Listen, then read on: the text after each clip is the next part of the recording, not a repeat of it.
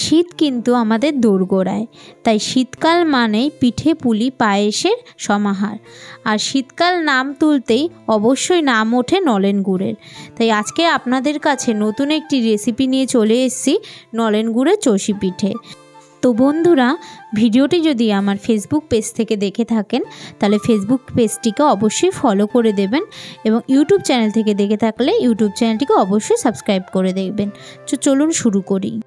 সবার প্রথম আমি এখানে গ্যাসের ওভেনটাকে অন করে নিচ্ছি, এবং আমি এখানে একটা কড়াই চাপিয়ে দেব।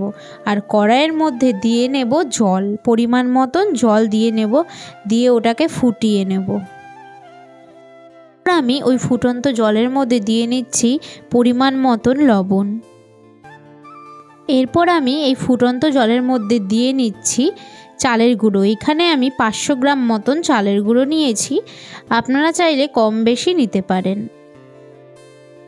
এইবার চালের গুঁড়োটাকে আর গরম জলটাকে ভালো মতন করে মিশিয়ে নিয়ে চালের গুঁড়োটাকে সেদ্ধ মতন করে নিতে হবে।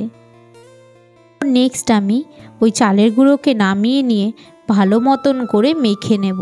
মেখে নিয়ে একটা মসৃণ ডো তৈরি করে নেব, এবং ডোটি তৈরি করার পর একটি ভিজে কাপড় দিয়ে ওটাকে ঢেকে রাখবো। আর অল্প অল্প করে নিয়ে চষিটাকে বানানো শুরু করব, যেটাকে বলে চষি কাটা। আমি চষিটাকে কাটতে থাকব। দেখতেই পাচ্ছেন বন্ধুরা, কত সুন্দর একটা মসৃণ ডো তৈরি হয়ে গেছে। এবার এটাকে আমি একটি ভিজে কাপড় দিয়ে ঢেকে রাখছি।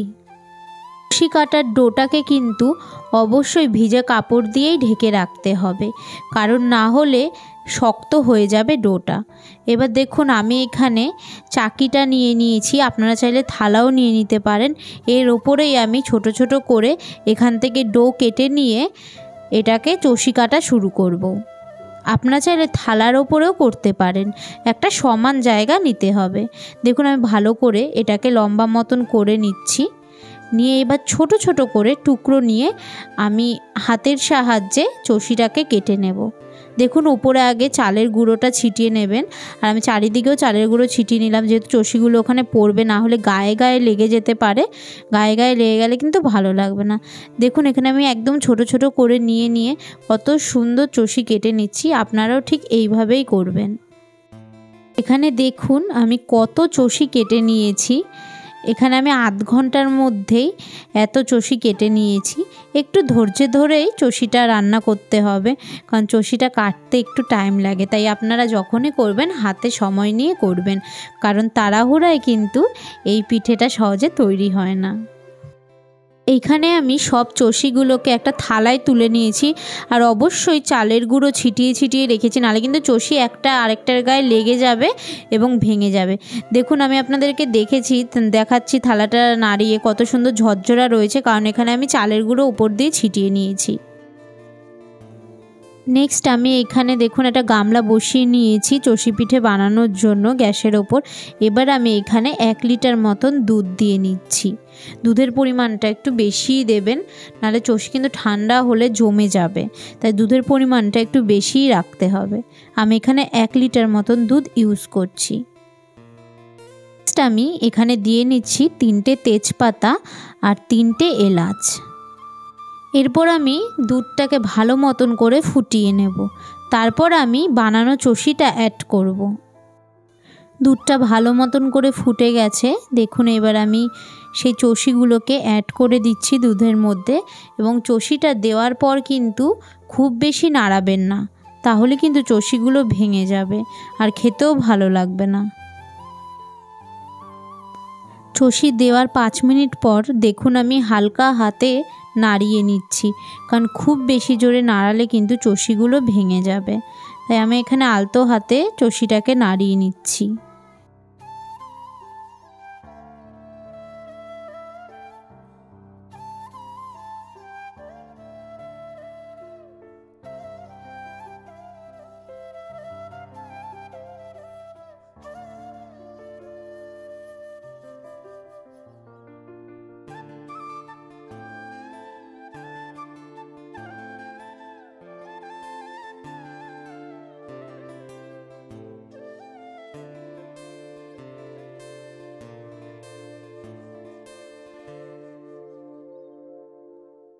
এটা দেখতেই পাচ্ছেন ভালো মতন করে ফুটে গেছে।